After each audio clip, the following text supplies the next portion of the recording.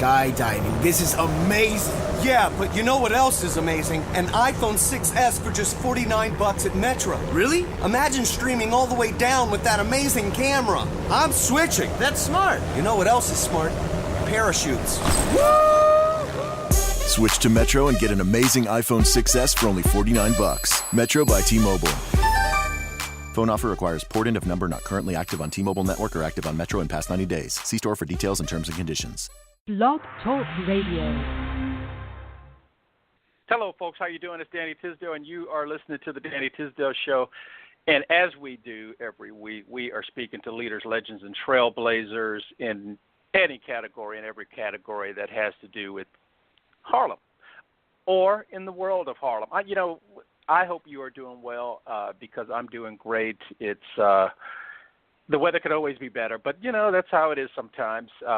But let's move forward, and more importantly, I want you to stay connected with us, and you can connect with us at twitter.com/Harlem HW Mag. I was about to say Harlem World Magazine, but you can do Harlem World Magazine at Facebook and check us out. And you know what? You can use Harlem World Magazine on all our social media platforms to check us out, see what we're doing, see what's being posted, you name it. We also have a new, I'm not going to mention our Harlem World group until we are ready to announce it. I know, I didn't mention it.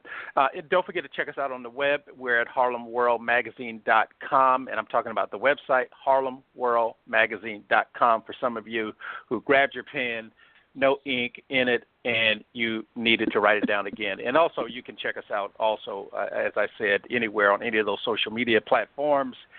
Like us, love us, share us, and these days you can sponsor us. So don't forget to hit us up for sponsorship at advertising at harlemworldmagazine.com. And without any further delay, this is what I've been waiting for. We, in honor of Black History Month, we have Harlem's Nana Camille Yarbrough, who has done it all in the arts as a performer, singer, musician, actress on stage, television, and film. She's an acclaimed author and poet, and as a dancer who trained under the legendary Katheryn Dunham. Wow, she has done it all, and you would be hard-pressed to find a medium in the arts that Miss Yarbrough has not contributed in very fervent ways. And on February 14th, she was at the Schomburg in Harlem for a celebration and a reading that she did celebrating her journey as an artist and cultural custodian. How are you doing, Miss Yarbrough? I'm fine, and even better after listening to you read that bio and the connection to Harlem, which is so valuable. Let me just say this before we even go on. I was born and raised in Chicago, the South Side, but growing up, there was always this very special magic place that we heard about called Harlem. And it was something, wow. That's what we thought when we thought about Harlem. And then when I auditioned for it, was accepted into the great Katheryn Dunham company of dancers, singers, and musicians, and traveled around the world with that company. Every country we went into, they said, "Are you from Harlem?" And I had to say no, but I'm going to go to Harlem. So when I came here with the Dunham company, the first thing, when we all went to our hotels and checked in, and next thing I was gone. I was up in Harlem because it was the capital. I'm from Chicago. Great, talented people come from there, but they have to come to New York, and they have to come to the Apollo in Harlem. So that's my lead up into my story and my relationship with Harlem. That's a great story because it made me think of myself as an immigrant in California who moved to Harlem, and it really was that same magic. It was, Harlem. I'm from, Watts in California. What do I know about Harlem? What do I've heard about the Renaissance? Of course, I heard about all that, and when this is always wait a minute. This is not my story. This is your story, so I'm not going to tell any more stories. It's just that it had the same magic that you're talking about. Yeah. And as I said to you on the phone before the we got online is that I know you're from Chicago. I'm not going to say anything about the Jussie Smollett situation, so I just want to get that out and where it is. And sorry that I missed the performance on the 14th at the Schomburg. How did that go? Yes, it was marvelous. It was so rewarding. That's great to hear. And it's Arturo Schomburg, who was an immigrant, if you want to call him that, from Puerto Rico, was told as a child, he was told that he had no history. There was nothing that people of African ancestry had done that was notable. And of course, that didn't set well with him. It hasn't set well with any of us. So he went upon looking up the story, and the story is that it goes back to the beginning of humankind and coming forward with all that our people have done since that. And then he took that information and put it into the library. It used to be the Langston Hughes Library, but now it's the Schomburg Library, named in honor of this man who took the time and showed us respect. So presenting in that building is an honor because of the origin, the beginnings of it, why it's there, and the great stories, the great history is there of our people. So it was the place was just about packed to the rafters. It was community people, and that's what I'm looking for. People who are activists, people who show their love for our people by helping. If there's a problem, they're there to try and make it disappear and make things better. So the house was full of all of those various groups and ordinary people who I met years ago at lectures. There was a lecture series in New York, uptown, called the what was it called? It just jumped out of my mind. It was a church on 145th Street, and the church, Dr. Clark, Dr. Ben Sertima, all of our great teachers came there. I at that time was working. It was called the First World Alliance, the First World Lecture Series. I was working. I was part of the Black Studies Department at City College. And so there was a connection between the teachers there and the teachers who were at the First World Alliance. So all of that infused me. All of that. Now, really, I've forgotten the question you asked because I got involved. It doesn't matter. You're doing great.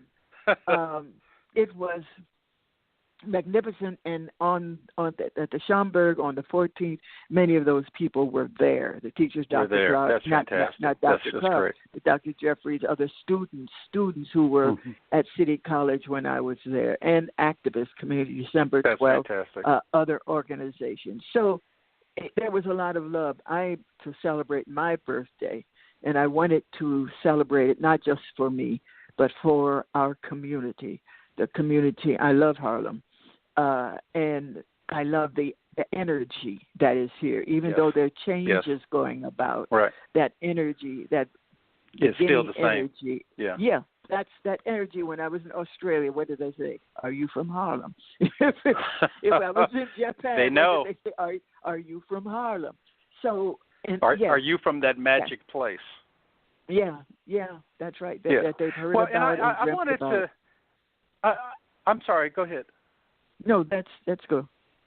Oh, I thought I cut you off, but I it wasn't me, but somebody said that life is a long, race, and in that race, we connect with each other and do a handoff. So, Katheryn Dunham and Mr. Schomburg have been pivotal people in your life and my life, but in your life it sounds like there was a handoff that the baton was handed to you and you ran with it and you run with it.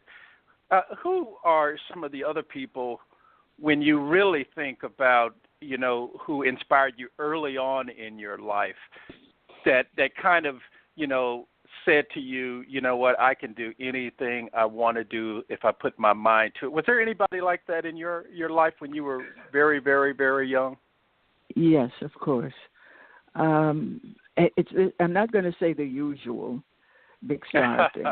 I was inspired by my neighbors, the community that I lived in, where I saw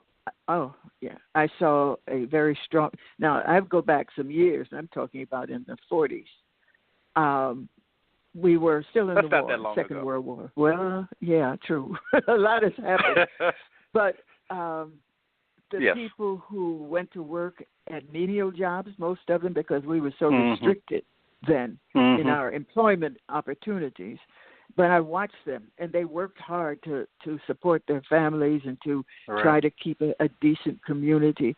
And then the artists, because we were restricted, could not easily go into the downtown hotels in Chicago. Right. They came to the South Side where we were and lived with people in the community. So firsthand, I saw Duke Ellington, I saw Ray Nance, I saw Lena Horne, I saw all those great people come. But it was always, my heart was always with those black people, African people. With the That's people. Such a story, such a history. So I was fascinated by that and pulled towards it. It was compelled to speak. Then not many people at that time felt secure enough to speak out about the racial issue. Some did. The NAACP was doing its work. Paul Robeson was the first one who got my attention because he was on the stage talking about making things better, not only for people of African ancestry, but for everyone. And I said, that is a great thing. And then here came this woman from France. Really, she was from from St. Louis. Her name was Josephine Baker. And just the opposite to what racism had the mask they had put on us. She had thrown that mask off, and she was glamorous. She was articulate. She was, she was committed. When she came and situation was not good for us here, she spoke about it on the stage. She said something about it, right? Oh, yes, she did. And so it was, wow, this is, and I had been drawn to the theater, but I was kind of chicken. my mother and father were not, they wanted me to continue going to school and get a job. And here I was, get a job. One day, because I like to read, I was reading. My father would bring the newspapers home every day, and I would read the Chicago Sun, the Chicago Defender, the Chicago Times, and then one day all of them. Wow. Chicago Sun. We didn't have Jet. We didn't have Ebony at that point. The entertainment side of it, right? No, but people have to know how important those magazines were. We didn't have images of ourselves. We saw them in Jet and Ebony. So at any rate, I read one day that the Chicago Sun and the Chicago Times were going to combine, and they reached out to the young people to sell subscriptions. They said, if you sell 15 subscriptions, we'll give you a bicycle. And I wanted that bicycle. So I sold subscriptions. Here we go. And I sold subscriptions for my little brother. And so we both got bicycles. And on that bicycle, that J.C. Higgins, I wanted a Schrin, but they gave me a J.C. Higgins. J.C. Higgins. I was riding in the park, Washington Park, and I heard something. There were drums playing. And I followed the drums to one of the community houses in the park. And I went in there. They called me. And I went in there. My life changed right there. They were teaching dance. And I went home and told my Mama, I want to study dances in the park. It's free. I just have to get, something to dance in. And that started it all, hearing the drums. It took me, though, to the teacher. Wow. And in the park, they said I was advancing too fast and too well, and they wanted me to go downtown to another teacher who knew more and was in theater. So I went and I studied there. But in studying the dance, I learned about the diaspora. I learned that our people were not just in America. We were in Puerto Rico, we were in Cuba, we were in Jamaica, we were in South America, all of South America, Central America, we were in Australia, we were all over the world. Everywhere. Everywhere. Right. And I learned dances, and that also, it matched what I had been reading about Harlem, reading about the dances. Interesting. And how this was a place where we found some kind of freedom, although in dangerous situations, but we gave the world the Charleston, the shimmy. We gave them all kinds of dances. And also it was attached to the community. And when I was learning about the dances from Cuba, I was learning about the dances from Haiti and Central and South America. So I was preparing myself so that when a chance came to audition for the Katheryn Dunham Company, I was ready. You were ready. And I had been reading, I had been studying about our people.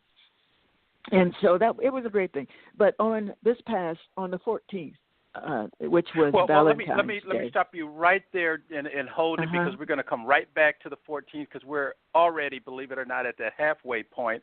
And I just want to let our listeners know that they're listening to the Danny Tisdale Show. And yes, I'm that guy, Danny Tisdale, on Harlem World Radio. And I'm glad to have you with us, and I'm even happier to have Nana Camille Yarbrough on with me to talk about Harlem, the world of Harlem, and the world in general, and of course, the arts. And I'm sorry, we stopped at the 14th, and I wanted to just kind of get back to what you were saying. Well, I had studied dance, what at that point was called primitive dance. Things African were referred to as primitive, Yeah, and, right. Then I went on from the primitive dance to study modern dance. Right. In modern dance, a lot of it, the forms, the structure came through people like Graham and others, but they had studied African culture also. So, but it was a different technique. So I had the modern dance technique, and what I learned was really Katheryn Dunham technique, which was everybody had added something to it. It wasn't until I was as part of the dance company that I began to see her technique and learn Dunham technique. And that came about because of one of her original dancers. She had started in the 30s, 34. The year I was born, she was already had her company. Doing her thing, company. Right. Yeah. Right. And so there was one of her dancers whose name has just jumped out of my head, who came to Chicago and formed a studio. And because I and my partner were dancing at that time, she saw us and asked us to be part of her concert, which we were. And then one day she called and said, Katheryn Dunham's husband is coming to town to audition for dancers. Would you be interested? Wow. She heard me laugh and fall on the floor and get up. Yes, of course. So you're in the right place at the right time. Right time, yes. And that has happened over and over. And it was usually sisters who opened the door for me, I have to say that. When I wrote my first children's book, Cornrows, it was the writer Alice Childress who had seen me at there were lots of gatherings up in Harlem. There used to be the Studio Museum. Then there was another place. Well, I was there doing my poetry, and Alice Childress, who was an award-winning writer, actress, she and her husband came, and she heard me, and she said she liked very much what I was doing. And then there was a television show here called Soul. Remember Soul? No, I don't. It was on channel. Oh my goodness! It was on Channel 13. It was it was ahead of its. No, it was on time. We needed it. The other programs like the Tonight Show and all of those shows were kind of anchored or focused or formed on the same kind of thing that Ellis Hazlitt, the producer of Soul. Oh yeah, no, I do. I know his I know his name, but I forgot the name of the show. Oh, most definitely. Yeah. Oh, most definitely. Yeah. It was marvelous, and so way ahead of the time. I was there with many other poets, doing my reading my stories, my book, and my poetry. And again, Miss Childress was there. And about 6 months later, I received a letter in the mail saying that from her editor, saying that he had asked Alice Childress for the names of writers, poets, and would they submit their work to him, which I did. Oh, nice. And then out of that, when I was already doing a one-woman show, and one of the songs I did in the show was called Cornrows, and so I brought him the poetry, and that's how the book Cornrows came about, which was a groundbreaking book focused on our hair, and that was back in, what did it come out, 79. Yeah, they didn't have a clue. No, or we avoided it. We were still in that phase of damage. That's something we didn't talk about, right? Yeah, and we would sometimes we'd have our hair braided, and then on Sunday we'd unbraid it and go to church because they didn't like the cornrows in church. Let me get back on track here and take these cornrows out, right? Yep. But now the cornrows are out. Of course, right. Everybody's got cornrows, right. I'm just so happy. I'm happy to share with you and your audience. Certainly so. Some of my journey. So, I wanted to follow up on that and ask you, because if mom and dad wanted you to maybe not be in the arts is not the right word, but they wanted you to get a degree and graduate and then get a job. Mm-hmm. Did they support your arts activity after that, or they just said, well, that's my baby, she's doing her thing? How was that transition for them in understanding that, or did they ever kind of get it? Well, I am the seventh of 8 children. Oh, okay. And I think they were tired by the time they got to me. Because they had, I think that's the same thing that happened with my parents, is that they were just tired and they said, go ahead and do your artwork, Danny. Go ahead. That's right. Can't stop you anyway. That's right. They knew that. I mean, parents observed. And when I was a very, very young girl, I mean, I was like 6 or 7, I think.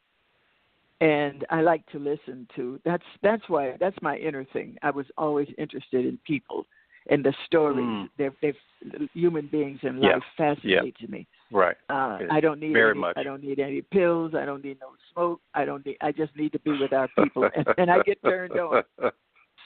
So you don't need all the other stuff. Right? I really don't. It dampens it, as a matter of fact, because the energy that's there from that life force energy comes from people. Right. So one day when I was a little girl and I was sitting listening to my grandmother and one of her friends talk and pretending that I was playing with something, Grandma looked at me and she told me to get out the room. Go. And reluctantly I got up, stopped what I was doing, and I slowly walked out of the room. But I heard her tell her friend that I was an old head, an old head. And her friend didn't understand. She said, "Can't you see it? Can't you see it? Look at her. Why?" Now I was afraid. I was afraid of my grandmother because I felt she was always watching me, and I didn't know why. She was. Yeah, she was. But she referred to. I think she told my mother too that I was strange or something. An old head. Old head. But it wasn't until years later when I was on the stage. I was in the play God's Trombones, I think it was called, or Trumpets of the Lord. Trumpets of the Lord. It had 2 names, God Trombones, and then the same play was called Trumpets of the Lord. We were opening at the Circle in the Square Theater. I was working with that producer, Ted Mann, and we were opening in Washington at the Ford's Theater. Opening night, something happened to me on the stage. It was like when I looked at the audience, which was largely people of African ancestry, it just took me into another head. Wow. That old head. And that old head. We were supposed to, at the ending of the show, we were supposed to be clapping and singing, so glad I'm here, so glad I'm here, so glad I'm here in Jesus' name. Well, I wasn't singing. I stopped clapping, I stopped singing, and I was standing there with everybody. I was looking at the people, and I began to bend over, and I began to cry. And I didn't know what was going on with me. And luckily, I came off with everybody else.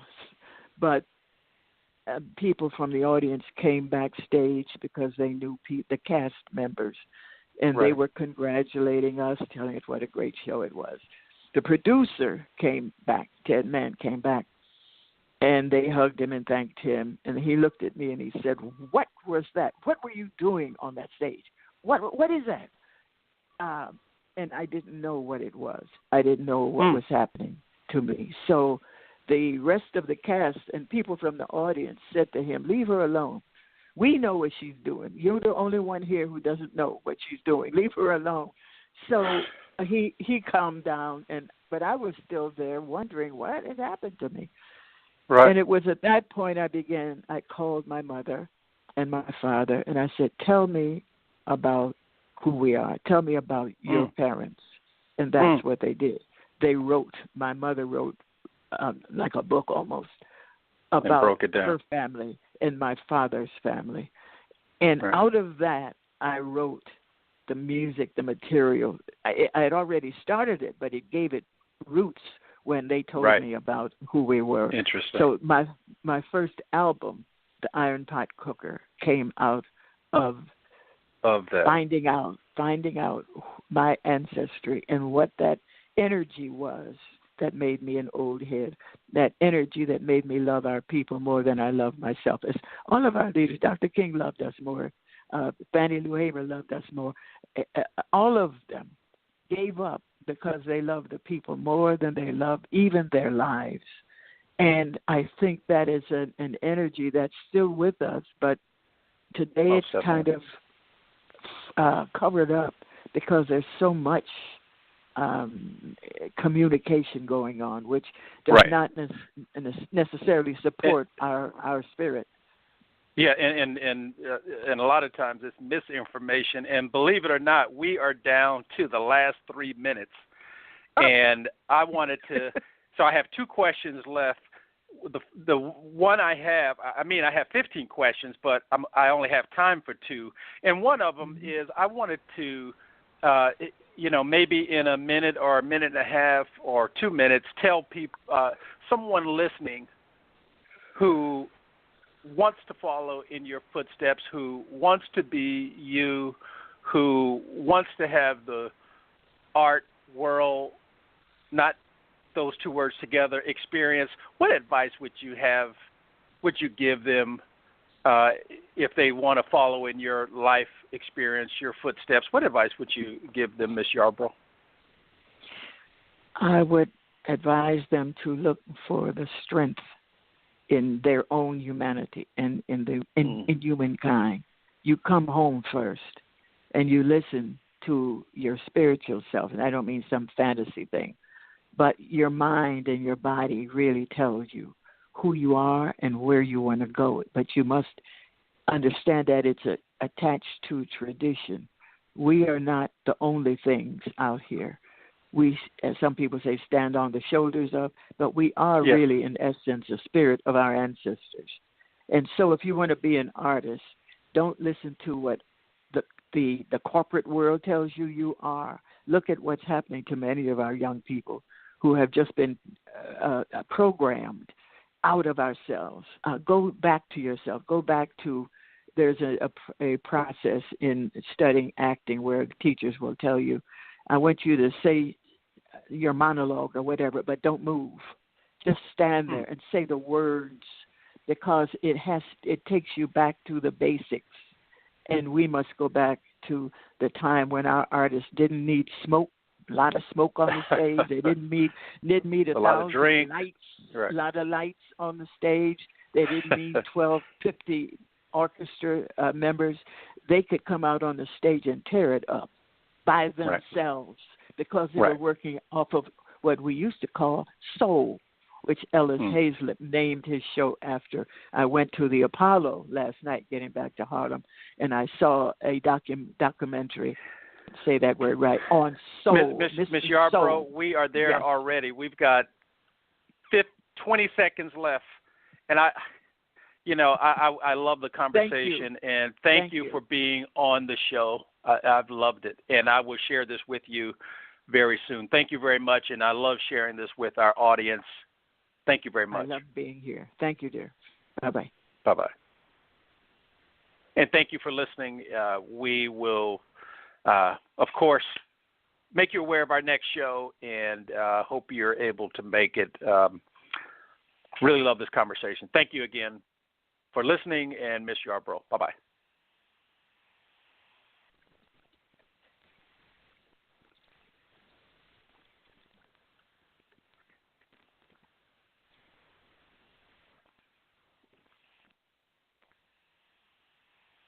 I ate a new burger from Carl's Jr. with a Beyond Meat patty. It was juicy, charbroiled, but with a patty made from plants. How's that even possible? Wow. Powerful. The Beyond Famous Star with Cheese, only at Carl's Jr., available for a limited time at participating restaurants. I ate a new burger from Carl's Jr. with a Beyond Meat patty. It was juicy, charbroiled, but with a patty made from plants. How's that even possible? Wow. Powerful. The Beyond Famous Star with Cheese, only at Carl's Jr., available for a limited time at participating restaurants.